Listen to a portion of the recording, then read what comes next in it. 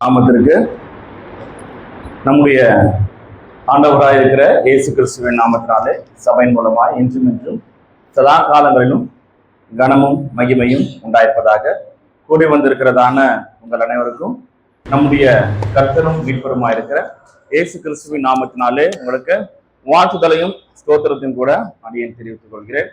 இந்த மனமகிழ்ச்சியான வாரத்தின் முதல் நாளில் தேவனை ஆராதிக்கும்படியாக நாம் அனைவருமே கூடி வந்திருக்கிறோம். ஆராதனையிலே தேவனுடைய வார்த்தையை தேவ செய்தியாக நாம் கேட்க இருக்கிற இந்த நேரத்திலும் கூட நம்முடைய கவனங்களை பேச இருக்கிறதான அந்த வார்த்தைகளுக்கு நீங்கள் செவி கொடுத்து கேட்பீர்களானால் அது மிகவும் ஒரு பிரயோஜனம் உள்ள காரியமாக இருக்கிறது. ஆகவே இவைகளில் நீங்கள் கவனிக்கும்படியாக உங்களை கேட்டுக்கொள்கிறேன்.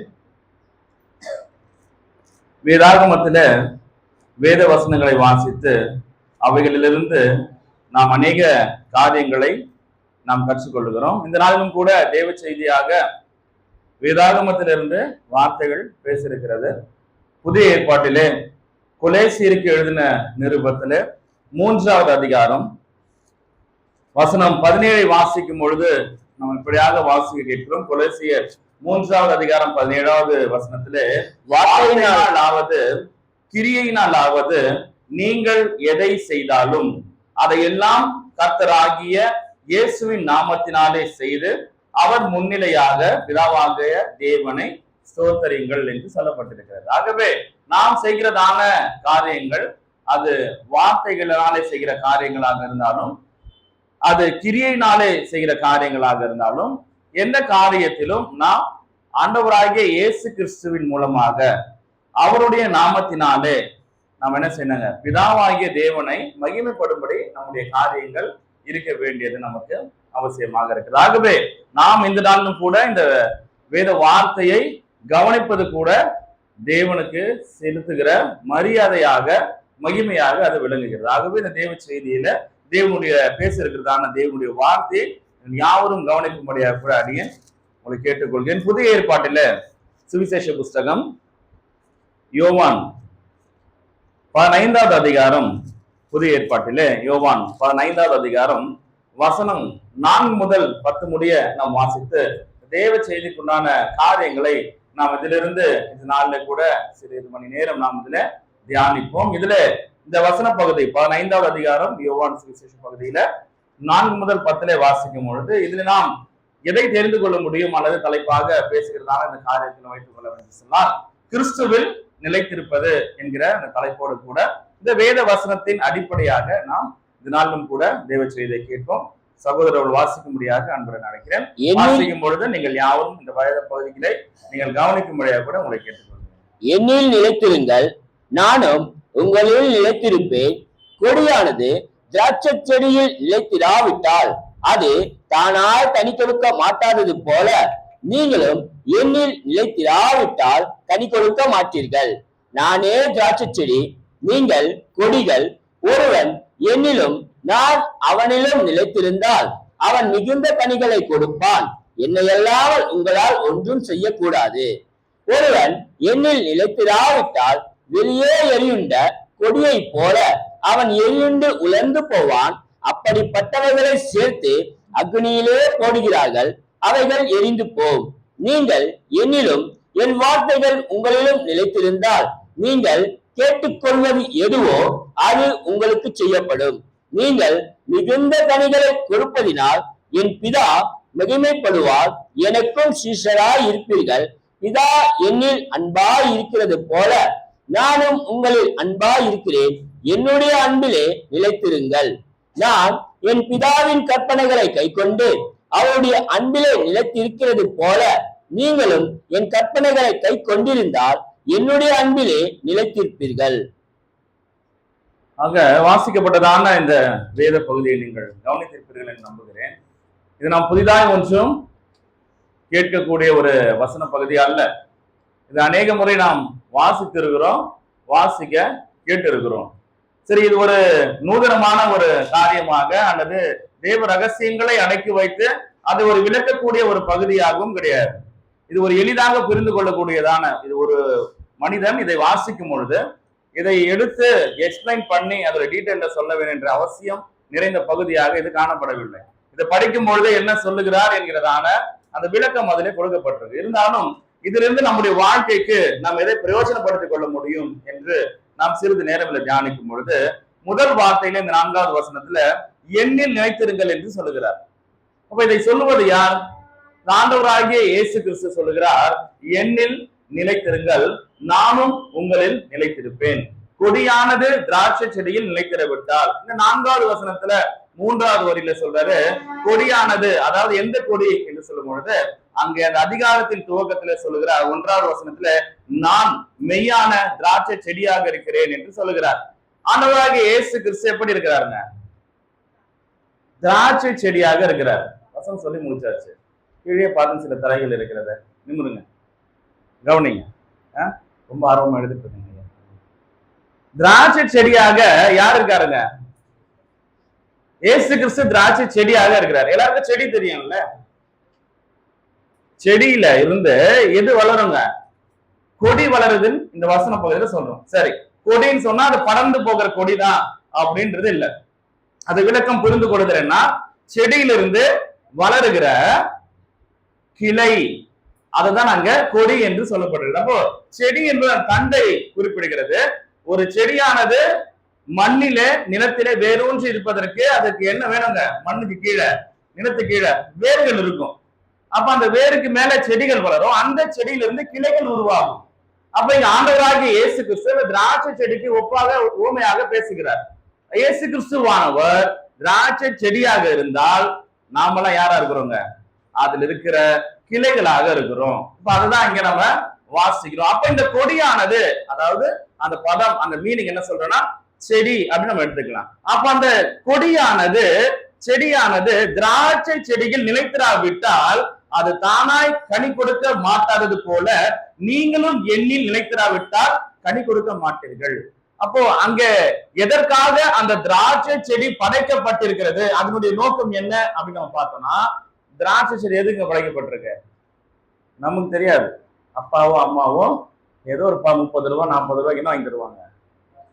திராட்சை வாங்கிட்டு வருவாங்க, கிரேப்ஸ் வாங்கி வராங்களே, நம்ம சாப்பிடுறதோட சரி. அது எதுல இருந்து வருது, அது எப்படி வருது, அதற்குரிய காரியங்கள் என்னால ஆராய்ந்து பார்க்கல. ஒருவேளை அதை குறித்து நமக்கு தெரிஞ்சிருந்தா என்னங்க இது இன்னும் அதிகமா நமக்கு ஈஸியா புரியும். அப்போ அந்த ஒரு செடியானது அதனுடைய நோக்கம் என்ன என்று சொன்னால் அது கனி கொடுக்கணும். அது எப்படி கனி கொடுக்கும் என்று சொன்னால், அது இணைந்திருக்கிற அந்த செடியோட கூட அந்த கிளையில இணைக்கப்பட்டிருந்தால் அந்த நிலத்தினுடைய தண்ணீரை அந்த வேர் இழுத்து கொண்டு அதிலிருந்து சத்துக்களை இந்த செடி என்ன பண்ணுதுங்க? தண்டு அதன் மூலமாக கிளைகளுக்கு செலுத்துகிறது. அப்ப அந்த கிளையோடு கூட அந்த தண்டோடு கூட அந்த கிளை ஒட்டி இருந்தால்தான் தண்டிலிருந்து வருகிறதான அந்த ஊட்டச்சத்துக்களை அந்த கிளை எடுத்துக்கொண்டு அதுல இருந்து என்ன பண்ணுங்க? முதல்ல இலை வளரும் இல்லைங்களா? அதுக்கப்புறம் பூ பூக்கும், அப்புறம் காய் காய்க்கும், காய் என்னவாகும்? அப்புறமா கனி கொடுக்கும், பழமா மாறும். அந்த பழத்தை என்ன பண்ணலாம்? சாப்பிடலாம், உபயோகப்படுத்தலாம். அப்போ இங்க என்ன சொல்ல வராங்கன்னா, சாப்பிடுற விஷயத்துக்காக இல்ல, இங்க கிறிஸ்து தண்டுவாக இருந்தால், செடியாக இருந்தால், அதில் இணைக்கப்பட்டிருக்கிறதான விசுவாசிகள் என்னவா இருக்காங்க? கிளையாக இருக்கிறாங்க. அப்ப கிறிஸ்துவோட இணைந்திருந்தால் மாத்திரம்தான் அந்த செடியானது கனி கொடுக்கும். கிறிஸ்துவோட இணையாது இருக்கிறதான அந்த செடி என்ன ஆகும், அந்த கிளைகள் என்ன ஆகும் என்று கீழ் வருகிற வசனத்தை நாம் பார்க்கும் பொழுது நாம் அங்க பார்க்கிறோம். 6வது வசனத்தை பார்க்கிறோம், ஒருவன் எண்ணில் நிலைத்திராவிட்டால். அப்போ அந்த செடியானது, அந்த கிளையானது செடியோட கூட ஒட்டவில்லை என்றால் அது என்ன ஆகுங்க? உடைஞ்சிருக்கும். அதுக்கு சத்து போகாது. சத்து போகாம இருந்தா என்ன ஆகுங்க? கொஞ்ச நாள் அந்த செடி காய்ந்து போகும், அந்த கிளையானது காய்ந்து போகும், அதுல இருந்து கனி வராது. அது காய்ந்து அது ஒரு பிரவுன் கலர்ல ஆனோம்னா என்ன ஆகுங்க? அதை உடைச்சு போட்டுருவாங்க. தோட்டக்காரர் பார்த்து இது வேஸ்ட் இந்த கிளை அப்படின்னு உடைச்சு அதை எங்க போடுவாங்க? குப்பையில, அக்கினியில எரிவதற்காக போடப்படும். அப்ப விசுவாசிகள் ஒருவன் கிறிஸ்துவுக்குள்ளே நிலைத்திராவிட்டால் அவன் என்ன பண்ணப்படுவாருங்க? தூக்கி எரியப்படுவதற்கு தான் உபயோகப்படுவான தவிர வேறென்றுக்கும் உதவ மாட்டான். ஆகவே விசுவாசிகள் யாருக்குள்ள நிலைத்திருக்கணுங்க? செடியாகிய கிறிஸ்துவுக்குள்ள நிலைத்திருக்கணும். அப்ப இந்த நிலைத்திருக்குதல் ஒவ்வொரு மனிதனுக்கும் அவசியமாக காணப்படுகிறது. யோவான் எழுதின சுவிசேஷ பகுதியில 6வது அதிகாரத்துல 68வது வசனத்தை வாசிக்கும் பொழுது நாம் இப்படியாக வாசிக்கிறோம். யோவான் 6:68 சீமோன் பேதுரு அவருக்கு பிரதியுத்தரமாக, ஆண்டவரே, யாரிடத்தில் போவோம்? நித்திய ஜீவ வசனங்கள் உம்மிடத்தில் உண்டே. இங்க காரியம் மேல்வர வசனங்களை படித்து பார்த்தீர்களானால் அவர் அநேக காரியங்களை ஆண்டவராக இயேசு கிறிஸ்து அந்த மக்களுக்கு உபதேசித்து கொண்டு சொல்ல பொழுது 66 பாருங்க, அது முதல் அவருடைய சீஷரில் அநேகர் அவருடனே கூட நடவாமல் பின்வாங்கி போனார்கள். அப்ப பின்வாங்கி போன பிற்பாடு இயேசுவானவர் அந்த 12 நோக்கி கேட்கிறாரு, நீங்களும் போய்விட மனதா இருக்கிறீர்களோ என்றார். அதற்கு சீமோன் பேதுரு சொல்றாரு அவருக்கு பிரதியுத்தரமாக, ஆண்டவரே, யாரிடத்தில் போவோம்? நித்திய ஜீவ வசனங்கள் உம்மிடத்தில் உண்டே என்று சொல்லுகிறார். அப்போ நாம் கிறிஸ்துவிலே நிலைத்திருக்க வேண்டும் என்று சொன்னால் நாம் எதை தெரிந்து கொள்ள வேண்டும்? கிறிஸ்துவின் இடத்தில் இருந்தேனால் கிறிஸ்துவனுடைய நித்திய ஜீவ வசனங்கள் நமக்கு என்ன தருதுங்க? உயிரை கொடுக்கிறது. நித்தியம் என்று சொன்னால் அழியாதது, ஜீவன் என்று சொன்னால் உயிரோடு இருக்கிறது. அழியாத உயிரோடு இருக்கிற வார்த்தைகள் இயேசு கிறிஸ்துவின் இடத்துல உண்டு. அந்த அழியாத உயிருள்ள வார்த்தைகளை நம்ம ஏற்றுக்கொண்டால் எப்படி இருப்போங்க? கனி கொடுக்கிறவர்களாக இருப்போம். இல்லாட்டி எப்படி இருக்கும் தெரியுங்களா? இந்த இடத்துல தேவனுடைய வார்த்தைகள் பேசப்பட்டாலும் நமக்கும் பேசுகிற காரியத்துக்கும் சம்பந்தமே இல்லாத அளவுக்கு இருக்கும். ஏன்னா அந்த அளவுக்கு அந்த தண்டில இருந்து இந்த கிளையை என்ன பண்ணிட்டு இருக்குங்க? ஊட்டச்சத்தை வாங்கி கொண்டிருக்குது என்று அர்த்தம். சரி, இன்னும் ஒரு சில வேத வசனங்களை நாம் வாசிக்கலாம். யோவான் எழுதின சுவிசேஷ பகுதியில் 8ஆம் அதிகாரம் வசனம் 31 நாம் வாசிக்கலாம். இயேசு தம்மை விசுவாசித்த யூதர்களை நோக்கி, நீங்கள் என் உபதேசத்தில் நிலைத்திருந்தால் மெய்யாகவே என் சீஷராய் இருப்பீர்கள். அப்போ ஆண்டவராகிய இயேசு கிறிஸ்துவிடத்துல அல்லது கிறிஸ்துவிலே நிலைத்திருக்கிறது என்பது என்ன? திராட்சை செடியை குறித்து பார்த்தோம். அதுல இருந்து விளக்கத்தை நம்ம தெரிஞ்சுக்கிறோம். அப்ப அவருக்குள்ள நிலைத்திருக்க வேண்டும் என்று சொல்லுகிறார். நிலைத்திருந்தால்தான் கனி கொடுக்க முடியும் என்று சொல்லுகிறார். அப்ப நிலைத்திருப்பது என்றால் என்ன என்று சொன்னால், கிறிஸ்துவனுடைய உபதேசத்தில என்ன செய்யணுங்க? நிலைத்திருக்கிறது தான் கிறிஸ்துவுக்குள்ள நிலைத்திருக்கிறது என்ற அர்த்தம். அப்போ கிறிஸ்துவனுடைய உபதேசம் என்பது என்ன? அவருடைய வார்த்தைகள் தான் உபதேசங்களாக போதிக்கப்பட்டிருக்கிறது. அவைகளை ஒருவன் கேட்டு அதன்படி நடந்தால் அவன் கிறிஸ்துவுக்குள்ள நிலைத்திருக்கிறவனாக, அந்த திராட்சை செடி கனி கொடுக்கிறதான செடியாக அல்லது கிளையாக அந்த விசுவாசி இருக்கிறான் என்பது வேதம் நமக்கு தெளிவாக சொல்லுகிறது. ஆகவே இந்த திராட்சை செடியினுடைய செடியிலிருந்து வருகிறதான அந்த ஊட்டச்சத்துக்களை அந்த கிளை எப்படி உள்வாங்கி கொண்டு வளர்ந்து கனி கொடுக்கிறதோ, ஆண்டவராகிய இயேசு கிறிஸ்துவில நாம் நிலைத்திருந்தால்தான் நாம் என்ன செய்ய முடியுங்க? கனிகளை கொடுக்க முடியும். ஆவிக்குரிய கனிகளை நாம் கொடுக்க முடியும். அதுவே இந்த ஆவிக்குரிய வாழ்க்கை எப்படி இருக்குங்க? உணவாக இருக்கிறது என்று வேதம் நமக்கு சொல்லுகிறது. சரி, கிறிஸ்துவிலே நிலைத்திருக்க வேண்டும் அப்படின்னு இன்னும் அநேக வசனங்கள் இருக்கு. அதையெல்லாம் நான் பார்க்க போறோம். அப்ப கிறிஸ்துவுக்குள்ள நிலைத்திருக்கணும் அப்படின்னு சொன்னா நிலைத்திருக்கலாம். ஆனா கிறிஸ்து யாரு முதல் தெரியணும் இல்லையா? நம்மளாம் யாருங்க? டக்குன்னு கேட்டா என்ன சொல்றையா இல்லையா? கீழே ஏதோ ஒரு 2, 3, 4 ஆப்ஷன் கொடுத்தா டக்குன்னு சொல்லிடுவாங்க. சில பேர் மொட்டையை கேட்டா நம்ம சொல்றது தவறா இருக்குமோ அப்படின்னு யோசிப்பாங்கல்ல. இப்ப சபையில இருந்து கேட்கும் பொழுது நாம் யாருன்னு கேட்டா ஒரே பதில் என்னதான்? கிறிஸ்தவர்கள் தான் அதற்கு பதில். அதுக்கு நம்ம தயக்கம் கொள்ளவே வேண்டாம். நாம கிறிஸ்தவர்களாக இருக்கிறோம். அப்ப கிறிஸ்தவர்கள் என்று சொன்னால் நாம் யாரை சார்ந்தவர்கள்? இதுனா கேள்வின்னு இல்லையே, உங்க பார்வை அப்படிதான் தெரியுதுல்ல. கிறிஸ்து தான் அப்படின்றது அர்த்தம். கிறிஸ்துவை சார்ந்தவர்கள் தான் கிறிஸ்தவர்கள். அப்ப இந்த கிறிஸ்து என்ற என்ன என்பதை நம்ம புரிந்து யார் என்ற என்ன பண்ணுங்க தெரிந்து கொள்ள வேண்டியது நமக்கு அவசியமாக இருக்கிறது. அப்ப கிறிஸ்து என்றால் என்ன? அப்போஸ்தலர் நடவடிக்கைகள்ல 10ஆம் அதிகாரம் 38வது வசனத்தில நாம் வாசிக்கும் பொழுது அதற்குரிய விளக்கங்களை நாம் தெரிந்து கொள்கிறோம். அப்போஸ்தலர் நடவடிக்கைகள் 10வது அதிகாரம் வசனம் 38. நசரேயனாகிய இயேசுவை தேவன் பரிசுத்த ஆவியினாலும் வல்லமையினாலும் அபிஷேகம் பண்ணினார். தேவன் அவருடனே கூட இருந்தபடியினாலே அவர் நன்மை செய்கிறவராயும் பிசாசின் வல்லமையில் அகப்பட்ட யாவரையும் குணமாக்குகிறவராயும் சுற்றித் திரிந்தார். அப்ப கிறிஸ்து என்றால் என்ன அர்த்தம்? அபிஷேகம் பண்ணப்பட்டவர் என்ற அர்த்தம். கிறிஸ்து என்றால் அதுதான் அதோடைய விளக்கம். இப்ப அபிஷேகம் பண்ணப்பட்டவர் என்றால் என்ன? அபிஷேகத்தை பற்றி தெரிந்து கொள்ள வேண்டும். அன்பான ஊழியர் கூட கடந்த நாட்கள்ல வாலிபர் ஐக்கிய கூட்டத்தில் இதை பற்றி விளக்கம் சொன்னார். அப்ப இந்த அபிஷேகம் என்று சொன்னால் ஒரு விசுவாசிகளை ஞாபகம் வரும். நமக்குலாம் புள்ளியாவரம் என்ன ஞாபகம் வருங்க? வீட்டுல செய்யற புள்ளியாவரம் ஞாபகம் வரும் கிடையாது. கிறிஸ்தவர்களே இருந்தாலும் என்ன ஞாபகம் வரும்? கோயில்ல கொடுப்பாங்க தெரியுமா? ஏன் வீட்டுல செய்ய மாட்டாங்களா? இப்ப எல்லாம் ரெடிமேட் வேற வந்துருச்சுல, கஷ்டப்பட்டு ஸ்கூலுக்கு போகும்போது செஞ்சு கொடுக்குறாங்க. ஆனா எங்க போகுது நம்முடைய எண்ணம்? அங்க இலவசமா ஒரு இடத்துல கொடுப்பாங்களே அதுதான். அப்படி கிடையாது. அப்ப இல்ல அநேக வார்த்தைகள் வாசிக்கும் போது நமக்கு என்ன ஆயிருதுங்க? அப்படிதான் போயிடும். அபிஷேகம் நமக்கு அந்த வார்த்தை வாசிக்கப்படும் பொழுது நம்முடைய எண்ணத்துல என்ன தோணுது? நடைமுறையில் இருக்கு. நாம் வாழ்கிற சமுதாயத்துல என்ன நடைமுறை இருக்கு? அபிஷேகம் பண்றாங்கப்பா. என்ன அபிஷேகம் பண்றாங்க? கும்பாபிஷேகம் பண்றாங்க, பாலாபிஷேகம் பண்றாங்க, இன்னும் நிறைய அபிஷேகம் லிஸ்ட்ல இருக்குல்ல. விக்கிரகங்களை வணங்குகிறவர்களுக்கு அது இருக்கு. அப்ப சிலருக்கு, சில விசுவாசிகளுக்கு, சத்தியத்தை அறியாதவர்களுக்கு அபிஷேகம் என்று சொன்னால் அந்த காரியங்கள் நினைவுக்கு வருகிறதான வாய்ப்புகள் உண்டு. ஆனால் அபிஷேகம் என்றால் வேதத்தின்படியாக நாம் பார்க்கும் பொழுது பழைய ஏற்பாட்டில ஒரு ராஜாவை, அந்த இஸ்ரவேல் மக்களை ஆளும்படியாக தேவன் நியமிக்கப்படும் பொழுது அந்த நியமிக்கிறதுக்காக இப்பெல்லாம் எப்படி நியமிக்கிறாங்க? 5 வருஷத்துக்கு ஒரு தடவை தேர்தல் வருது, எலெக்ஷன் வருது, ஓட்டு போடுறோம், தேர்ந்தெடுக்கிறாங்க. என்ன பண்ணுவாங்க? கையில ஒரு பேப்பர் கொடுத்துருவாங்க, போய் வாசிக்க சொல்லி. இன்னும் உறுதிமொழி எடுத்துக்கொள்வாங்க. உறுதிமொழி எடுத்துக்கொண்டு அவங்க என்ன பண்ணுவாங்க? அந்த துறையில அவங்க வேலை செய்யறாங்க இல்லைங்களா? அந்த பதவி ஏற்றுக் கொள்கிறார்கள். ஆனால் இந்த பதவி ஏற்கும் முறை முற்காலத்துல பைபிள் பிரகாரமா வேதாகமத்தில் சொல்லப்பட்டதான ராஜாக்களை குறித்து பார்க்கும் பொழுது தேவன் தீர்க்கதரிசிகளை கொண்டு, அவருடைய மனிதர்களை கொண்டு அபிஷேக தைலத்தை கொண்டு அவர் தலையில ஊற்றி அவர்களை அபிஷேகம் பண்றாங்க. அப்படிதான் சவுல் ராஜாவை அபிஷேகம் பண்ணாங்க, அப்படிதான் தாவீது ராஜாவை அபிஷேகம் பண்ணாங்க. இந்த காரியங்கள் நமக்கு தெரியும். அப்ப இங்க கிறிஸ்துவை தேவன் அபிஷேகம் பண்ணிருக்கிறார். எதற்காக அபிஷேகம் பண்ணிருக்கிறார் என்று பார்க்கும் பொழுது இன்னொரு வசனத்தை வாசித்து நாம் அதனுடைய விளக்கத்திற்கு போவோம். அப்போஸ்தலர் நடபடிகள்ல 2வது அதிகாரத்துல 36வது வசனத்தை வாசிக்கும் பொழுது, ஆகையினால் நீங்கள் சிலுவையில் அறைந்த இந்த இயேசுவையே தேவன் ஆண்டவரும் கிறிஸ்துவும் ஆக்கினார் என்று இஸ்ரவேல் குடும்பத்தார் யாவரும் நிச்சயமாய் அறிய கடவர்கள் என்றான். ஆண்டவராகிய இயேசுவை, அந்த இயேசுவையே தேவன் என்னவாக்கிட்டாருங்க?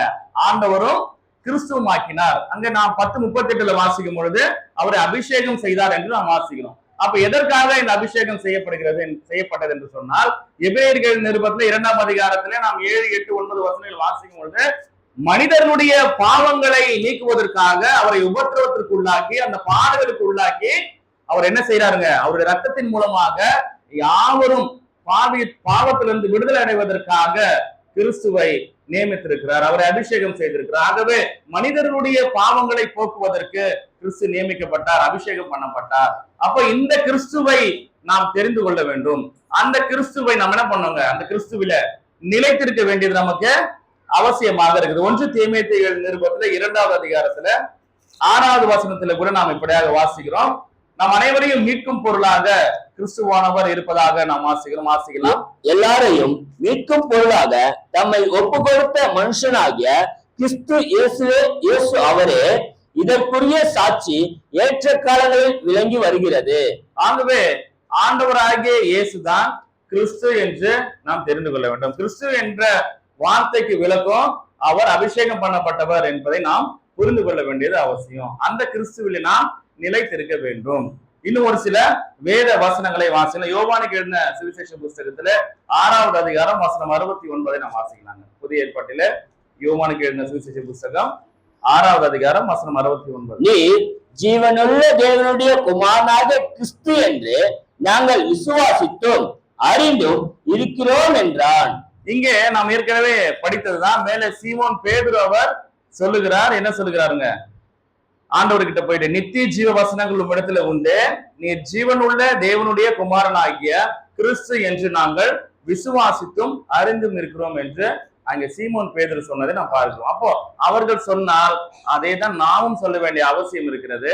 சீமோன் பேதுரு சொன்னதை போல, அப்போஸ்தலர்களை சொன்னது போல, ஆண்டவராகிய கிறிஸ்து யார் என்றால் அவர் தேவனுடைய குமாரன் என்று நாம் அறிந்து கொள்ள வேண்டும். மத்தேயு சுவிசேஷ புஸ்தகத்துல 16வது அதிகாரத்துல வசனம் 16 வாசிக்கும் பொழுது 15 மற்றும் 16 நாம் வாசிக்கலாம்.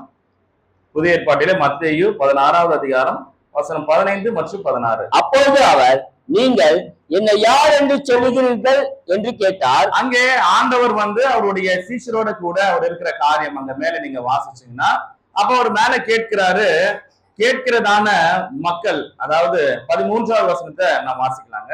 பின்பு இயேசு பிலிப்பு செசரியாவின் திசைகளில் வந்தபோது தம்முடைய சிஷ்யரை நோக்கி, மனுஷகுமாரனாகிய என்னை ஜனங்கள் யார் என்று சொல்லுகிறார்கள் என்று கேட்டார். அதற்கு அவர்களுடைய பதில் சொல்லுங்க. 14ல அதற்கு அவர்கள், சிலர் உம்மை யோவான் ஸ்நானன் என்றும், சிலர் எலியா என்றும், வேறு சிலர் எரேமியா அல்லது தீர்க்கதரிசிகளில் ஒருவர் என்றும் சொல்லுகிறார்கள் என்றார்கள். அப்பொழுது அவர், நீங்கள் என்னை யார் என்று சொல்லுகிறீர்கள் என்று கேட்டார். சீமோன் பேதுரு பிரதியுத்தரமாக, நீ ஜீவனுள்ள தேவனுடைய குமாரனாகிய கிறிஸ்து என்றான். இந்த வேத வசனங்களை சிறிது நீங்கள் புரிந்து கொள்ள வேண்டும். இது ஆண்டவராகிய இயேசு கிறிஸ்து சீஷரோடு கூட உரையாடினாலும் கூட, இங்க யாரெல்லாம் இந்த சபையாகிய ஒன்று கூடுகிற சபை கூடும் இடத்துல வந்து சேர்ந்திருக்கிறோமோ, சுவிசேஷத்தை கேட்டதுனாலே நாம் அதன் பிற்பாடாக அதற்கு கீழ்ப்படிந்து ஞானஸ்தானம் பெற்றுக் கொண்டிருக்கிறோம், ரட்சிக்கப்பட்டிருக்கிறோம், சபையில அங்கத்தினரா சேர்க்கப்பட்டிருக்கோம். இந்த வார்த்தை, இந்த உரையாடலுடைய மேன்மையானது நமக்கு சுவிசேஷம் அறிவிக்கப்படும் பொழுது அது அறிவிக்கப்படுகிறது. அதை புரிந்து கொள்ள வேண்டும். அதனுடைய ஆழங்கள் என்ன? அவர் கேட்கிறாரு, என்னை யார் என்று மனுஷர்கள்லாம் சொல்றாங்கன்னு கேட்டா, எல்லாரும் ஒரு ஒரு தீர்க்கதரிசின்னு சொல்றாங்கன்னு சொன்னாங்க. ஆனால் சீமோன் பேதுரு சொல்றாரு, நீர் யாருன்னு சொல்றாரு அவருங்க, நீர் ஜீவனுள்ள தேவனுடைய குமாரனாகிய கிறிஸ்து என்றார். அப்ப அந்த கீழே பேதுருவை ஆண்டவர் சொல்லும் பொழுது இயேசு அவனை நோக்கி, யோனாவின் குமாரனாகிய சீமோனே, நீ பாக்கியவான்.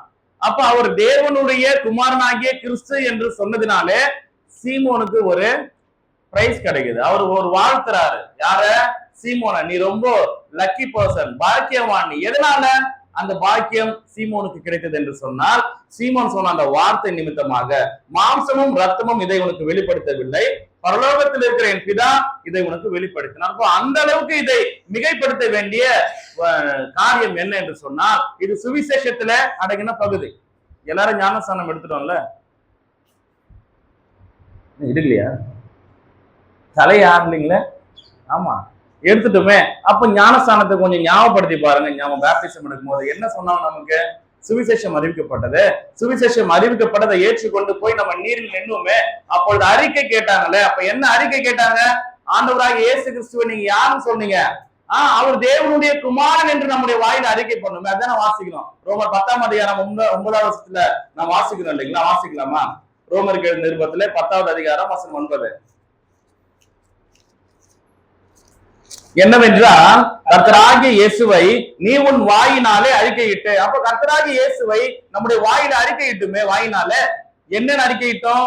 ஆண்டவராகிய இயேசு தேவனுடைய குமாரன் என்று அறிக்கையிட்டோம். இந்த வார்த்தை எங்கிருந்து புறப்பட்டது? சீமோன் பேதுருக்கு வெளிப்படுத்தப்பட்டதே பிதாவினாலே. அவர் ஆண்டவர் கேட்கும் பொழுது இந்த வார்த்தை சொல்லுகிறாரே, அதே சீமோன் பேதுரு உபயோகித்த அதே வார்த்தையை இன்று நீங்களும் நானும் ரட்சிக்கப்படும் பொழுது அதை உபயோகிக்கிறோமே. அந்த வார்த்தையின் உள்ள வல்லமை, அதனுடைய சத்தியம் எவ்வளவு பெரியது என்று யோசித்து பாருங்கள். ஒரு மனுஷன் பாவத்திலிருந்து விடுதலை அடைகிறதான காரியத்துல தேவன் இந்த வார்த்தை வைத்திருக்கிறார் என்று சொன்னால், அதனுடைய அந்த வார்த்தையினுடைய அடர்த்தி, அதனுடைய தன்மை எப்படி என்று புரிந்து கொள்ளுங்கள். ஜீவனுள்ள தேவனுடைய குமாரனாகிய கிறிஸ்து என்பதை நம்ம எல்லாரும் சொல்லியிருக்கிறோம். அது வேதத்துல சொல்லியிருக்கிறது. அது மிகவும் ஒரு தேவையான காரியமாக இருக்கிறது. கிறிஸ்து என்பதை நாம் தெரிந்து கொள்ள வேண்டும் என்பதற்காக யோவான் எழுதின சுவிசேஷ பகுதியில 8வது அதிகாரத்துல 28வது வருஷத்தை நான் வாசிக்கலாங்க. யோவான் எழுதின சுவிசேஷ பகுதி 8வது அதிகாரம் வசனம் 28. ஆதலால் இயேசு அவர்களை நோக்கி, நீங்கள் மனுஷகுமாரனை உயர்த்தின பின்பு நானே அவர் என்றும், நான் என் சுயமாய் ஒன்றும் செய்யாமல் என் பிதா எனக்கு போதித்தபடியே இவர்களை சொன்னேன் என்றும் அறிவீர்கள். சரிங்க, இது 3வது வரியில இருக்கிறதான ஒரு 2 வார்த்தை எடுத்துக்கலாம். அதை நீங்க கவனிங்க. ஆதலால் இயேசு அவர்களை நோக்கி, நீங்கள் மனுஷகுமாரனை உயர்த்தின பின்பு. அதுக்கு அடுத்து வர வார்த்தை கவனிங்க. நானே அவர் என்றும் அப்படின்ற வார்த்தை அங்க கொடுக்கப்பட்டிருக்குது. அப்ப இங்க கொடுக்க யாரும் மென்ஷன் பண்ணல. அங்க ஒரு வார்த்தை சொல்லப்பட்டது, நானே அவர் அப்படின்ட்டு. ஒருவேளை எனக்கு அறிமுகமானவர்களை போயிட்டு என்ன பண்ணலாம்? நான் தான் வந்திருக்கேன். யார் ராணி? நான் தான் அவர் அப்படி சொன்ன என்ன பண்ணலாம்? என்னுடைய வார்த்தையோ என்னுடைய முகத்தை வைத்தோ என்னுடைய உறவுகளை அவர் தெரிந்து கொள்ள முடியும். அல்லது நான் யாரும் தெரிந்து கொள்ளலாம். யாருமே தெரியாத மக்கள் இடத்துல போயிட்டு நான் தான் அவர் சொன்னா யாரும் தெரிந்து கொள்ள முடியுமா? எனக்கு தெரியாதப்பா, உன்னை என்ன பண்ண, நீ அடையாளப்படுத்து அப்படின்னு சொல்லுவாங்க இல்லையா? உன் பேரை சொல்லு, உன் ஊரை சொல்லு, உன் தகப்பனார் பெயரை சொல்லு, நீ எந்த வேலை நிமித்தமா வந்திருக்க நம்ம கேட்போம். ஆனால் இங்க ஆண்டவராக இயேசு கிறிஸ்து மனுஷகுமாரனாக வந்திருக்கும் பொழுது அந்த யூத ஜனங்களை பார்த்து பேசுகிறார், நானே அவர் என்று நீங்கள் அறிந்து கொள்வீர்கள் அப்படின்னு சொல்றாரு. அப்ப அவர் யாரு தெரிந்து கொள்ளணும் இல்லைங்களா? சீமோன் பேதுரு சொல்லியிருக்காரு, யூத ஜனங்களுக்கு தேவன் ஆண்டவராக இயேசு கிறிஸ்து சொல்றாரு. அதே அதிகாரத்துல 24வது வசனத்தை நம்ம வாசிக்கலாங்க. ஆகையால் நீங்கள் உங்கள் பாவங்களில் சாவீர்கள் என்று உங்களுக்கு சொன்னேன். நானே அவர் என்று நீங்கள் விசுவாசியாவிட்டால் உங்கள் பாவங்களிலே சாவீர்கள் என்றார். அந்த யூத ஜனங்களை பார்த்து ஆண்டவர் சொல்லுகிறார், ஆகையால் நீங்கள் உங்கள் பாவங்களில் சாவீர்கள் என்று உங்களுக்கு சொன்னேன், நானே அவர் என்று நீங்கள் விசுவாசியாவிட்டால் உங்கள் பாவங்களிலே சாவீர்கள். புரியுதுங்களா? யூத ஜனங்களை பார்த்து ஆண்டவர் சொல்றாரு, நானே அவர் என்று நீங்கள் விசுவாசிகள்னா உங்கள் பாவங்களினாலே நீங்கள் சாவீர்கள் என்று சொல்லுகிறார். அதேதான் 28வது வசனத்துல மேற்கோள் காட்டுறாரு. அப்போ அவர் யார் என்று நாம் தெரிந்து கொள்ள வேண்டும். யார் அவர் அப்படின்னு சொன்னா அவர் தான் கிறிஸ்து. அப்ப அவர்களுக்கு கிறிஸ்துவாக அவர் இருந்தாரா அப்படின்னு பார்த்தோம்னா 25வது வசனத்துல ஒரு கேள்வி வாங்கி கேட்கிறாங்க. யூத ஜனங்கள் ஆண்டவருடைய இந்த பிரதியுத்தரத்திற்கு அவங்க திரும்பவும் கேள்வி கேட்கிறார்கள். அதற்கு அவர்கள் நீர் யார் என்றார்கள். இயேசு அவர்களை நோக்கி, நான் ஆதி முதலாய் உங்களுக்கு சொல்லி இருக்கிறவர் தான். அப்போ அங்க யூத ஜனங்களுக்கு அவர் பதில் சொல்றாரு, நான் யாருங்க? ஆதி முதலாய் சொல்லி இருக்கிறவர். அப்ப அந்த ஆதி எது? துவக்க முதல் எது? நமக்கு தெரிந்த தலைமுறை நமக்கு அடையாளப்படுத்தி பேசலாம். அப்ப இங்க ஆண்டவர் சொல்லும் போது ஆதி முதலாய் உங்களுக்கு சொல்லி இருக்கிறவர் யாரு? யாரு ஆதியிலே இருந்தார்கள்? அவர்கள் எந்த ஜனங்களாக இருக்கிறாங்க? யூத ஜனங்களாக இருந்தாலும் சிதறடிக்கப்பட்டு அதற்கு முன்பதாக ஒற்றுமொத்தமாக வாழும்போது இஸ்ரேல் மக்களா இருந்தாங்க. அந்த இஸ்ரேல் மக்கள் எங்க இருந்தாங்க? எகிப்திலே அடிமைப்பட்டு இருந்தார்கள் இல்லையா? யாத்திராம் புஸ்தகத்துல வாசிக்கிறோம், 12ஆம் அதிகாரம் 37வது வசனத்துல வாசிக்கிறோம். அங்கே அடிமைத்தனத்திலிருந்து தேவன் அவர்களை புறப்பட செய்த பொழுது அவர் எத்தனை லட்சம் பேரா வந்தாங்க? 6 லட்சம் பேராக அங்கிருந்து புறப்பட்டு வந்தார்கள். ராமசேசை விட்டு புறப்பட்டார்கள். 40 வருடம் பிரயாணம் எங்கே? கானான் தேசத்திற்கு சென்றடைவதற்கு. அந்த 40 வருடத்திலே தேவன் அவர்களை வழிநடத்தினார் அல்லவா? கானான் தேசத்திலே வந்து இருந்தார்கள் அல்லவா? அது மாத்திரம் அல்லாமல் கானான் தேசத்திற்கு அவர்களை வழிநடத்தின மோசே இறந்து போன பிற்பாடாக அவர்களை யார் வழிநடத்தினாருங்க? யோசுவா அவர்களை வழிநடத்தினார்.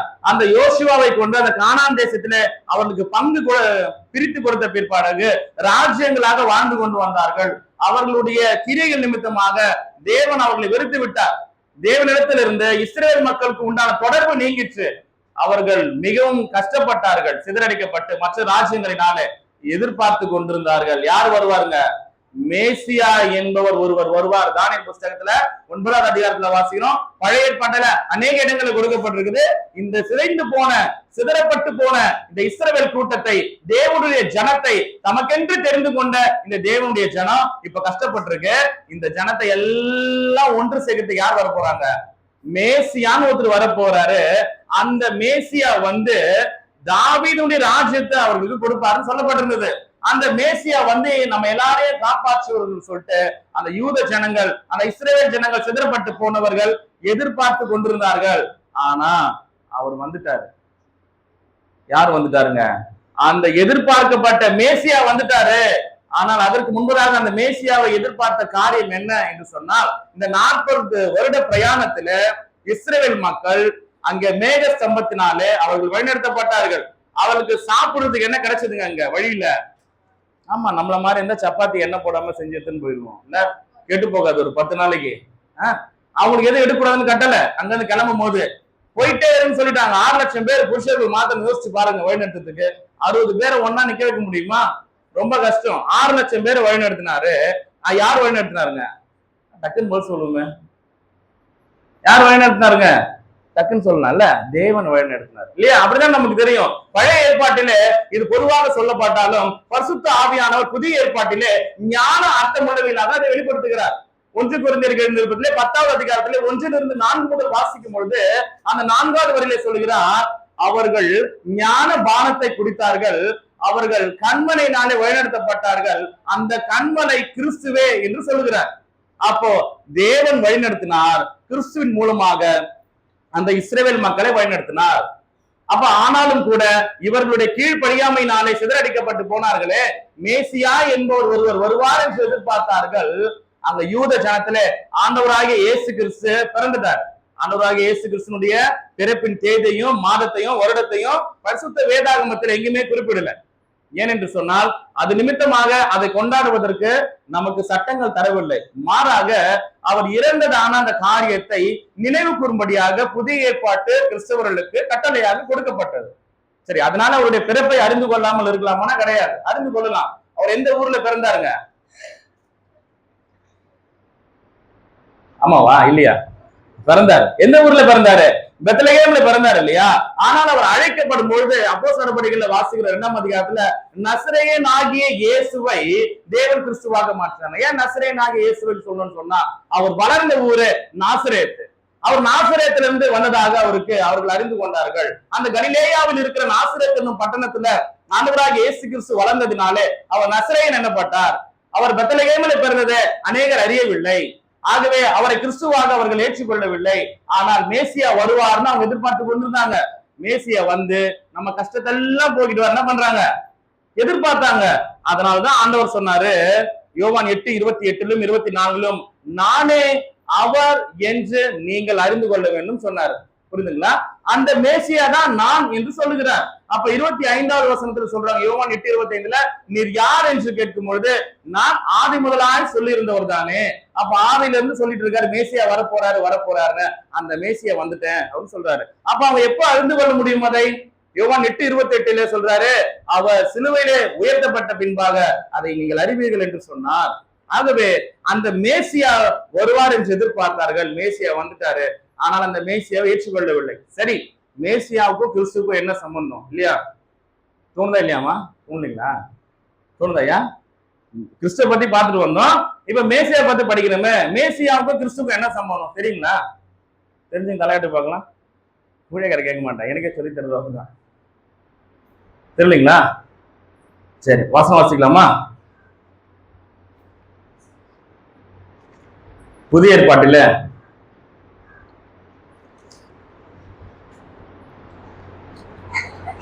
8:25 வாசிக்கணுங்களா?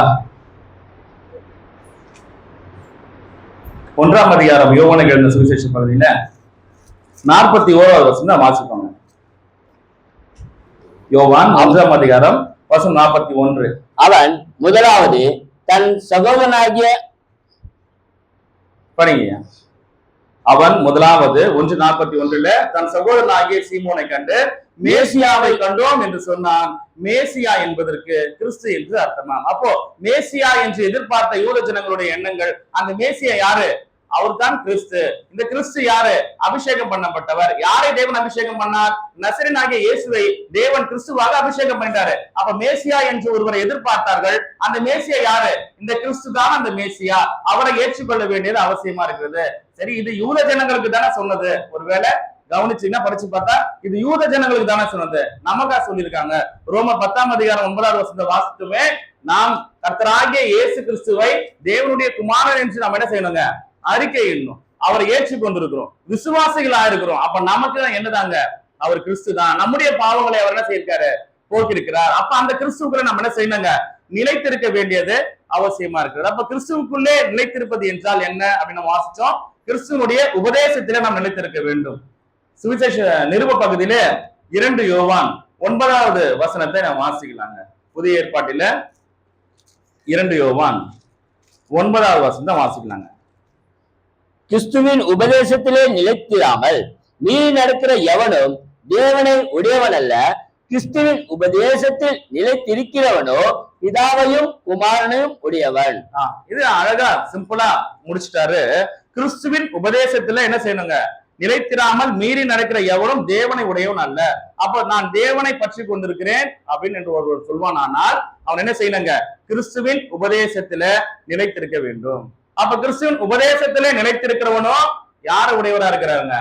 பிதாவையும் குமாரனையும் உடையவரா இருக்கிறாரு. சரி, கிறிஸ்துவின் உபதேசம் என்றால் என்ன? யோவான் எழுதின சுவிசேஷ பகுதியில 15வது அதிகாரம் வசனம் 1-3 வரை நாம் வாசிக்கலாங்க. யோவான் 15வது அதிகாரம் வசனம் 1-3. நான் மெய்யான திராட்சை செடி, என் பிதா திராட்சை தோட்டக்காரர். என்னில் கனி கொடாதிருக்கிற கொடி எதுவோ அதை அவர் அறுத்து போடுகிறார். கனி கொடுக்கிற கொடி எதுவோ அது அதிக கனிகளை கொடுக்கும்படி அதை சுத்தம் பண்ணுகிறார். நான் உங்களுக்கு சொன்ன உபதேசத்தினாலே நீங்கள் இப்பொழுதே சுத்தமாய் இருக்கிறீர்கள்.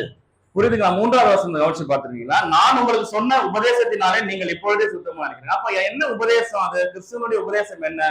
மேல 2 வசனத்தை சொல்றாரு, மெய்யான திராட்சை செடி, என் பிதா திராட்சை தோட்டக்காரர். அங்க யாரை அறிமுகப்படுத்துகிறார்? ஆண்டவராகிய இயேசு கிறிஸ்து அவருடைய பிதாவை அறிமுகப்படுத்துகிறார். அங்கே சொல்லுகிற காண்பிக்கிறார், நான் ஒருவர் இருக்கிறேன், எனக்கு மேல என்னுடைய பிதா இருக்கிறார் என்று சொல்கிறார். யோவான் 12வது அதிகாரத்துல 49-50 வாசிக்கும் பொழுது கூட, நான் சுயமாய் பேசவில்லை, நான் பேச வேண்டியது என்னதென்றும் நான் உபதேசிக்க வேண்டியது என்னதென்றும் யார் சொல்லியிருக்கிறாருங்க? என் பிதா எனக்கு கட்டளை கொடுத்திருக்கிறார். இப்போ உங்களுக்கு புரியுதுங்களா? கண்டிப்பா சில பேருக்கு புரியலன்னு நினைக்கிறேன். சரி, இப்போ சபை முடிந்து நீங்க வீட்டுக்கு போயிட்டீங்க. ஒரு உதாரணத்துக்கு சொல்றேன், ஓகேவா? கிறிஸ்துவை ஏற்றுக்கொள்ளாத ஒருவர் வராரு. சரியா, கிறிஸ்துவ பத்தி சொல்லுங்கன்னு சொல்லிட்டு ஒரு 2 வசனம் கேட்கிறாரு. சொல்லுவீங்களா? 2 வசனம் தெரியுமா கிறிஸ்துவ பத்தி ரெஃபரன்ஸோட? நீங்க சொல்லுங்களா? சொல்லுங்களா? 2 வசனம் கிறிஸ்துவ பத்தி, கிறிஸ்து இவருதான் அப்படின்ட்டு 2 வசனம் இல்ல. நமக்கு ஒரு தயக்கம் இல்ல. ஏன்னா 10 வருடம் கிறிஸ்துக்குள்ள இருக்கிறோம், 20 வருடம் கிறிஸ்துக்குள்ள இருக்கிறோம், 5 வருடம் கிறிஸ்துக்குள்ள இருக்கிறோம். ஆனா கிறிஸ்துவ பத்தி யார் பேசணும்? மெசேஜ் கொடுக்கறவங்க தான் வசனம் தெரிஞ்சிருக்கணும் இல்லையா? நமக்கு தெரிந்து கொள்ற அளவுக்கு எல்லாம் நமக்கு இன்னும் பண்ணல. அது கடையில என்று விசுவாசிகள் நினைத்துக் கொண்டிருக்கிறார்கள். ரட்சிக்கப்பட்ட ஒவ்வொருவரும் கிறிஸ்துவனுடைய சுவிசேஷத்தை உலகிற்கு கொண்டு செல்ல வேண்டியது நம்மேல் விழுந்த கடமையா இருக்கிறது. கூப்பிட்டு ஒரு 2 வசனம் சொல்லுங்க கிறிஸ்துவ பத்தின சொல்லுவோமா? தெரியாது. 5 வருஷத்துக்கு முன்ன நடந்த நாடகத்தை ரீடெலிகாஸ்ட் பண்றாங்க. எதுல? டிவில. அதுல யூடியூப்ல வேற இருக்கு, இன்னும் ஓடிடில வேற சிலது இருக்குன்னு நினைக்கிறேன், சொல்றாங்க இல்லையா? அதுல சொன்ன வசனம் யூடியூப் ஷார்ட்ஸ்ல ட்ரெண்ட் ஆகுது. ஏன்னா இது 10 வருஷத்துக்கு முன்ன இதே டைலாக நான் 10 வருஷத்துக்கு முன்னாடி இருக்கும் போது இதை பார்த்தேன் சின்ன வயசுல. இப்ப என்ன பண்ண, வாலிபத்துல வந்துட்டேன். நான் திருமணம் ஆகும்போது இந்த நாடகத்தை பார்த்தேன். இந்த நாடகத்தின் இதே வசனம் திருப்பி ரீடெலிகாஸ்ட் பண்றேன். எனக்கு ஞாபகம் இருக்குங்க, கிறிஸ்துவுக்குள்ள 10 வருஷம் ஆச்சு. ஆனால் சுவிசேஷ வசனம் ரோமர் 10:9 என்னவென்றால் கர்த்தராகிய இயேசு கிறிஸ்துவை பத்தி சொல்ற வசனம் எனக்கு ஞாபகம் வரல. விசுவாசிக்கு, உலகத்தார சொல்ல விசுவாசிக்கு. ஆனால் கிறிஸ்துவை பற்றிய வசனத்தை கேட்கும் போது பயமா இருக்குது. ஏன்னா அதை குறித்ததான பழக்கமும் அதை சொல்ல வேண்டிய எதிர்பார்க்குதல் எனக்குள்ள கிரியை செய்யாததுனால அது எனக்கு தெரியல. அது ஒவ்வொரு மேல் விழுந்த கடமையா இருப்பதுக்கு என்பது கூட நமக்கு தெரியல. அப்ப என்ன செய்யணுங்க? இன்னைக்கு 38வது வாரம் 21ஆம் தேதி செப்டம்பர் மாசம். இன்னைக்கு என்ன பண்ணுங்க, வருஷம் முடிவுக்குள்ள 2 வசனம் என்ன பண்ணணும்? எப்படியாவது சுவிசேஷ வசனத்தை மனப்பாடம் பண்ணணும். அது என்ன பண்ணணும்? எப்ப யாரு கேட்டாலும் எழுந்து சொல்லணும் இல்லைங்களா? சில பேர் ஆதார் கார்டு நம்பர்லாம் ஞாபகமா வச்சிருப்பாங்க. என்னுடைய அனுபவத்துல சொல்றேன். ஏன் சொல்லுங்க பார்க்கலாம். அக்கௌண்ட் நம்பர் ஞாபகமா வச்சிருப்பாங்க. எதுக்கு சொல்லுங்க? பணம் வருமே, டக்குன்னு யாரும் அக்கௌண்ட் நம்பர் கேட்டா கொடுக்கணுமே. ரேஷன் கார்டில் இணைச்சிரு, என்ன கிடைக்கும்? 1000 ரூபாய் கிடைக்கும். டக்குன்னு ஆதார் கார்டு கையிலேயே வச்சு பாக்கெட்லயே வச்சு சுற்றுவாங்க. ஏன் ஏதாவது ஒரு ஃபார்ம் வந்தா ஃபில் பண்ணி போட்டுருந்தாங்க, நம்ம கிடைச்சிருவேன்.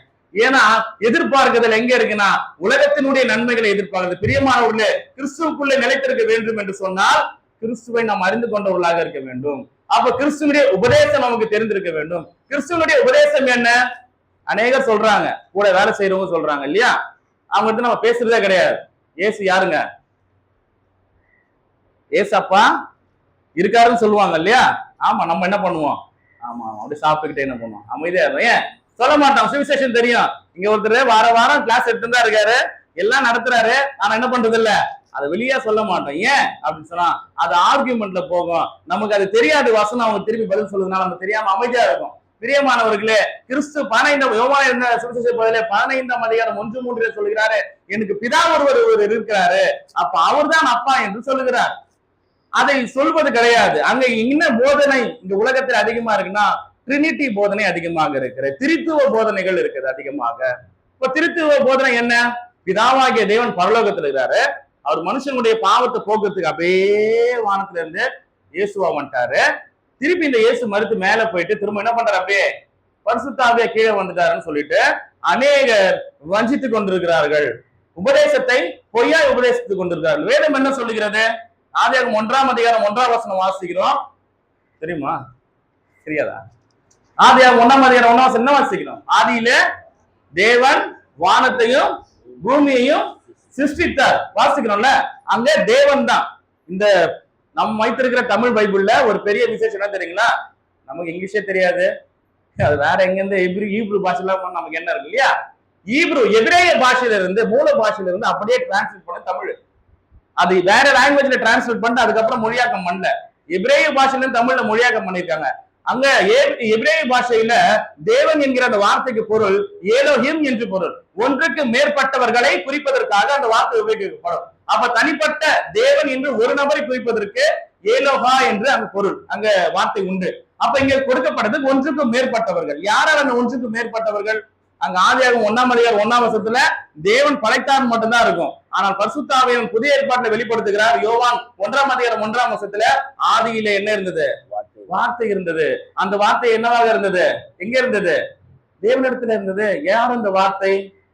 தொடர்ந்து படிச்சுட்டு வரும்போது ஏசு கிறிஸ்து தான் அந்த வார்த்தை மாம்சமாகி ஏசு கிறிஸ்துவாக இருக்கிறார். அப்ப ஆதியில யார் இருந்திருக்காருங்க? தேவனோட ஏசு கிறிஸ்து இருந்திருக்கிறாரு. 2வது வசனத்துல ஆதியாகமம் 1 படிச்சுட்டு வரோம். தேவ ஆவியானவர் அங்க இருந்தாருங்களா? அப்ப அங்க 3 பேர் இருக்கிறாங்க. பிதாவாகிய தேவன், ஆண்டவராகிய இயேசு கிறிஸ்து வார்த்தையாக இருக்கிறார், பரிசுத்த ஆவியானவர். மூவரும் சிருஷ்டிப்பிலே படைப்பில் இருக்கிறார்கள். இதை புரிந்து கொள்ள வேண்டும். இங்க ரோமர்கள் நிருபத்துல 1:20 ஒரு வார்த்தை கொடுக்கப்பட்டிருக்கிறது, தேவத்துவம். இந்த தேவத்துவம் என்பது என்ன? பிதாவாகிய தேவன், கிறிஸ்துவாகிய தேவன், பரிசுத்த ஆவியாகிய தேவன். இவர்கள் ஆள் தத்துவத்திலே நபராக தனித்தனியாக இருக்கிறார்கள். ஒரு செயலில ஈடுபடும் பொழுது மூவரும் இணைந்து செயல்படுகிறார்கள். இது தெய்வீக தன்மையை குறிக்கிறது. இதை புரிந்து கொள்ளாமல் ஆண்டவராகிய இயேசு கிறிஸ்துவை அப்பா என்று சொல்லிட்டு, பிதாவாகிய தேவனை அவரே என்று சொல்லிட்டு, திரும்பவும் இயேசு கிறிஸ்துதான் பரிசுத்த ஆவியானவர் என்று சொல்லிக்கொண்டு உபதேசங்களை புரிந்து கொள்ளாமல் அநேகருக்கு அதையே போதித்துக் கொண்டு கிறிஸ்துவுக்குள்ளாக மனமாற்றம் அடைந்து வாழ்ந்து கொண்டிருக்கிற கிறிஸ்தவர்களையே அந்த பொய்யான உபதேசத்தை பொய்யாய் போதித்துக் கொண்டிருக்கிறார்களே, அதற்குள்ள விழும்படியாக செய்வதற்கான காரியங்கள் உண்டு. அப்ப நாம் மிகவும் மிகவும் தெளிவாக இருக்க வேண்டும். நம்முடைய உபதேசத்துல, அதாவது கிறிஸ்துவனுடைய உபதேசத்தை நாம் தெரிந்து கொள்ள வேண்டும். இப்ப கிறிஸ்துவின் உபதேசம் என்ன என்று சொன்னால் கிறிஸ்துவின் போதனை.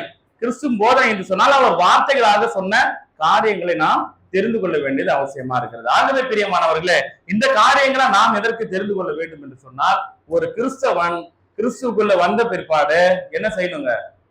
ஞாயிற்றுக்கிழமையான சபைக்கு வந்துடணும். போதையா இல்லையா? வயசு ஒரு 40 இப்பவே என்ன ஆயிடுச்சு, எனக்கு இடுப்படி ஆரம்பிச்சிருச்சு. ஒரு ஆண்டவருக்கு தேவனுக்கு சித்தமானாலும் ஒரு 55-60 வயசு கொடுப்பாரு. அது வரையும் சபைக்கு வந்துட்டு நான் அமைதியா போயிடுறேன், என்னை விட்டுருங்க இல்லையா? அவ்வளவுதானே ஒரு விசுவாசியுடைய மிக உயர்ந்தபட்சமான நோக்கமாக இருக்கிறது இல்லையா? அதுதானே நோக்கம். நம்முடைய வாழ்க்கையில என்ன நோக்கம்? சபைக்கு தவறாம போயிடணும். 38 வாரம் இந்த வருஷம் தொடங்கி 25ல எத்தனை பேர் 38வது வாரம் வரையும் நம்ம லீவ் போடாம வந்துட்டோம்? ஏதாவது ஒரு காரியம் இருக்கட்டும். எத்தனை பேர் வந்துட்டோம்? வந்தவர்களே தேவன் ஆசீர்வதிக்கிறாரு, அவர் கட்டளை நிறைவேற்றும். வராதவர்கள் யோசிச்சு பாருங்க.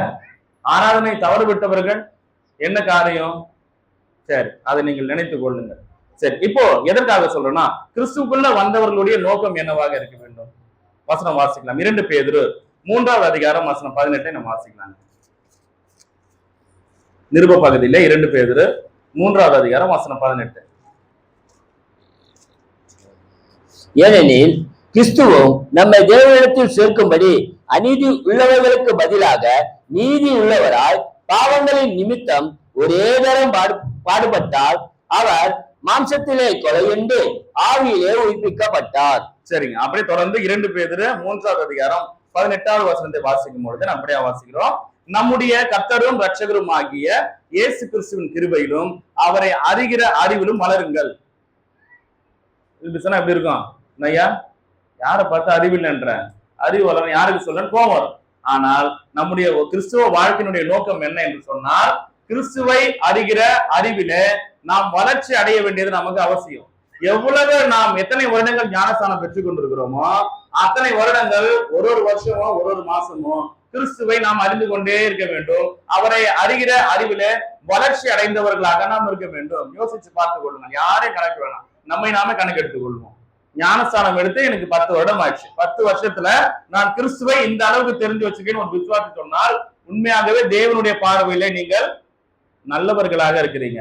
கிறிஸ்துவை பற்றி எனக்கு எதுவுமே தெரியல, அவரை அறிகிற அறிவிலே நான் வளரவே இல்லைன்னு சொன்னா, உடனே உங்கள் செய்கையை மாற்றிக்கொள்ளுங்கள். கிறிஸ்துவை அறிகிற அறிவிலே என்ன பண்ணுங்க? தயவு செஞ்சு வளர்ந்துருங்க இல்லையா? நமக்கு கூட தெரியாது, போன் யூஸ் பண்ணவே தெரியாது. சில பேருக்கு சிலிண்டர் ஆன் பண்ணவே தெரியாது. பார்த்துருக்கீங்களா? ஏன் சொல்லுங்க பார்க்கலாம். எனக்கு தெரிஞ்சு வந்து ஒரு 20 வருஷம் 30 வருஷம் இருக்குமா சிலிண்டர் நடைமுறைக்கு வந்து இருக்கும். அதை ஆன் பண்ணா வெடிச்சிடும்னு சொல்லிட்டு ஒரு ஆரம்பத்துல சில அம்மாக்கள் என்ன பண்ண மாட்டாங்க தெரியுமா? பிள்ளைங்களை கூப்பிடுவாங்க, வாங்க, ஏன் அதை ஆன் பண்ணிட்டு மட்டும் போ. ஏன்? ஏன்னா அதை ஆன் பண்ணா ஏதாவது ஒரு விபரீதம் வந்துடும் சொல்லிட்டு ஒரு பயம் வந்தது. அதுல இருந்து அதை செய்யறதே இந்த வேலை. சில பேருக்கு அந்த பழக்கம் உண்டு, சில அம்மாக்களுக்கு தெரியும், சில பேருக்கு தெரிஞ்சிருக்க வாய்ப்புகள் உண்டு. ஏன்னா அதனுடைய பயம் அப்படி இருந்தது. ஆனால் நாட்கள் போக போக அவங்க என்ன செஞ்சுட்டாங்க, அதுக்கு பழகிட்டாங்க. அந்த விபரீதத்திலிருந்து காப்பாற்றிக் கொள்வது எப்படின்னு அதனுடைய நடைமுறை சாத்தியங்களை உணர்ந்து கொண்டு அதை என்ன பண்றாங்க, அழகா கையாளுறாங்க. அப்ப ஆரம்பத்துல வந்த விசுவாசிகள் கிறிஸ்துவை போதிப்பதற்கு என்னால முடியாது, எனக்கு தெரியாது, என்னுடைய ஊழியக்கார் பார்த்துக் கொள்வார், நல்லதுதான். ஆனால் இன்னமும் நாம் அதே சொல்லுவோமா? அப்ப வளர்ச்சி அடைந்திருக்கிறோமா? கிறிஸ்துவை அறிகிற அறிவுல வளர்ந்திருக்கிறோமா?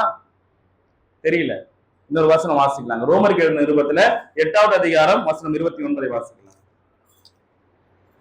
தம்முடைய குமாரன் அநேக சகோதரருக்குள்ளே முதற் பேரானவராய் இருக்கும் பொருட்டு தேவன் எவர்களை முன் அறிந்தாரோ அவர்களை தமது குமாரனுடைய சாயலுக்கு ஒப்பாய் இருப்பதற்கு முன் குறித்திருக்கிறார். ஆகவே அவர்களை தமது குமாரனுடைய சாயலுக்கு ஒப்பாய் இருப்பதற்கு முன் குறித்திருக்கிறார். அப்போ கிறிஸ்துவனுடைய சாயலுக்கு ஒப்பாக நாம இருக்கணும். மனைவிகள் எல்லாம் கூப்பிட்டு, ஸ்திரீகளை கூப்பிட்டு, சகோதரிங்க வாங்க, இப்ப நீங்க சொல்லுங்க உங்க கணவர்களை பற்றி, யாரெல்லாம் கிறிஸ்துவனுடைய சாயலா இருக்கான்னு சொன்ன என்ன சொல்லுவாங்க? சொல்லுவாங்களா மனைவிங்களா? எல்லாரும் எதிர்க்க சொல்லுவாங்க, தனிப்பட்ட முறையில் சொல்லுவாங்களா? ஐயோ இல்லையா? சரி, மனைவிகளை கூப்பிட்டு, சகோதரர்களை கூப்பிட்டு, உங்க மனைவிங்க யாரெல்லாம் கிறிஸ்துவனுடைய சாயல்ல இருக்கிறாங்க, அப்ப கிறிஸ்துவனுடைய சாயல் நம்முடைய வாழ்க்கையில இருக்குன்னு புருஷர்கள் இடத்துல, கணவர்கள் இடத்துல சகோதரர் சொல்லுவாங்களா? உடனே தலையாட்டுறீங்க. தலையை ஆட்டலைங்க. சொல்லுவாங்களா கிறிஸ்துவ சகோதரி பற்றி? எந்த அளவுக்கு கிறிஸ்துக்குள்ள வளர்ந்துருக்கணும்? அவர் சொல்றார், வேதம் நமக்கு கிறிஸ்துவனுடைய சாயல் நம்ம இடத்துல தெரியணுமா? அப்ப நம்ம இடத்துல கிறிஸ்துவனுடைய சாயல் தெரியுதுங்களா? நம்ம யோசிச்சு பார்க்கணும். ஆனா கிறிஸ்துவனுடைய சாயல் நமக்குள்ள தெரியணும். கிறிஸ்துவை அறிகிற அறிவுல நாம வளரணும். எபேசியருக்கு நிருபம் 4வது அதிகாரம் வசனம் 11 வாசிக்கலாம். எபேசியர் 4வது அதிகாரம் வசனம் 11. மேலும் நாம் அனைவரும் தேவனுடைய குமாரனை பற்றும் விசுவாசத்திலும் அறிவிலும் ஒருமைப்பட்டவர்களாகி கிறிஸ்துவனுடைய நிறைவான வளர்ச்சியின் அளவுக்கு தக்க பூரண புருஷராகும் வரைக்கும். அப்போ நாம் விசுவாசத்திலும் அறிவிலும் ஒருமைப்பட்டவர்களாகி கிறிஸ்துவனுடைய நிறைவான வளர்ச்சியின் அளவுக்கு தக்க பூரண புருஷர் ஆகணும். அப்போ கிறிஸ்துவுக்குள்ள நாம் வளர வேண்டும். அந்த வளர்ச்சி தான் கிறிஸ்துவின் உபதேசத்திலே வளருவது. அந்த கிறிஸ்துவின் உபதேசத்திலே வளர்ந்து நாம் நிலைத்திருப்பதுதான் கிறிஸ்துவிலே நிலைத்திருப்பது. அப்ப யோசிச்சு பாருங்க, இவ்வளவு நேரம் கேட்ட வேத வசனங்கள் நாம் கிறிஸ்துவிலே நிலைத்திருக்க வேண்டும். ஏன் நிலைத்திருக்க வேண்டும் சொன்னாங்க? பிள்ளைகள் என்ன பண்ணுவாங்க, படிக்கட்டுல ஒரு 4 வயது 3 வயது குழந்தைங்களை படிக்கட்டுல அனுப்பும் போது அவர் பெற்றோர் அனுப்பிச்சிடுவாங்களா? அனுப்புவாங்க. என்ன பண்ணுவாங்க அனுப்பும் போது? நீ பார்த்துப்போ. ஏன் அப்படி சொன்னா, அதுக்கு சரியா பழக்கம் இல்லாதனால அது விழுந்துடுமோன்னு ஒரு பயம். ஆனாலும் என்ன பண்ணுங்க, அது நடந்துதான் ஆகணும். நடக்க வேண்டிய வயதுல ஒரு பிள்ளை என்ன பண்ணும், நடந்துதான் ஆகணும். தவழ்ந்து கொண்டே இருந்தா என்ன அர்த்தம்? அந்த பிள்ளை வளர்ச்சி அடைஞ்சுதா? இங்க கூட பிள்ளை இப்ப தவழ்ந்து போகுது, இப்ப பிள்ளை நடக்க ஆரம்பிச்சிட்டா, சந்தோஷம். பிள்ளை நடக்கவே இல்லை, என்ன ஆகும் நமக்கு?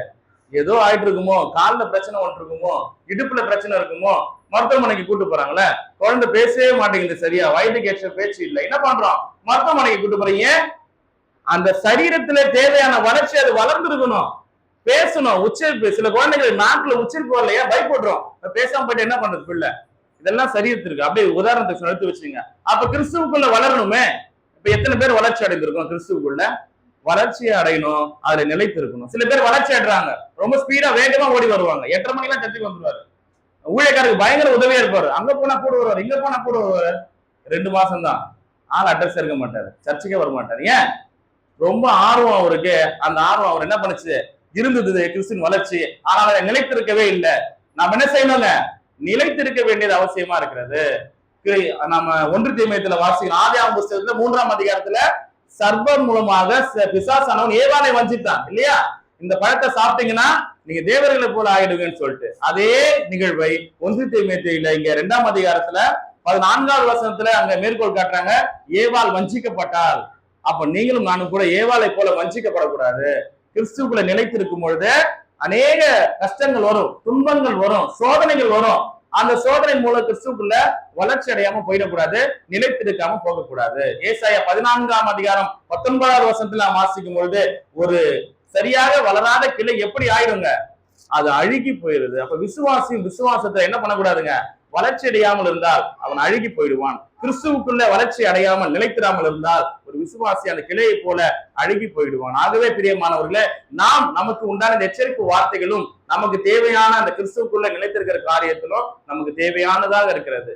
ஒருவேளை 2025 பேசணும், 2026 பேசும்பொழுது கூட ஒரு விசுவாசியா கிறிஸ்துவை பத்தி நம்ம தெரிந்து கொள்ளாம இப்படியே வளர்ச்சி அடையாம இருந்தால் அது தேவனுடைய பார்வையிலே அது ஏற்றதா இருக்கும் என்று சொன்னால் இல்லை. நாளுக்கு நாள், வாரத்துக்கு வாரம், மாதத்துக்கு மாதம், வருஷத்துக்கு வருஷம் கிறிஸ்துவை பற்றி அதிகமாய் படித்து அவரை அறிகிற அறிவிலே நாம் வளர்ச்சி அடைந்தால் தேவன் அநேக ஆசீர்வாதங்களை வைத்திருக்கிறார். தேவனுக்கு சித்தமானால் அந்த ஆசீர்வாதங்களின் நன்மைகளும் குறித்து வரும் காலங்களில நாம் தேவனுக்கு சித்தமாக பார்ப்போம். இந்த நாளிலும் கூட இந்த கிறிஸ்துவிலே நிலைத்திருக்க வேண்டிய காரியங்களை வசனங்களாக பேசியிருக்கிறோம். இந்த வசனங்களை இந்த இடைப்பட்ட நாட்களிலே, வார நாட்களிலே நீங்கள் தொடர்ந்து படியுங்கள், அதை குறித்து தியானியுங்கள், கிறிஸ்துவை அறிந்து கொள்ளுங்கள், கிறிஸ்துவை நிலைத்திருப்போம். தேவன் நம்மை ஆசீர்வதிப்பாராக.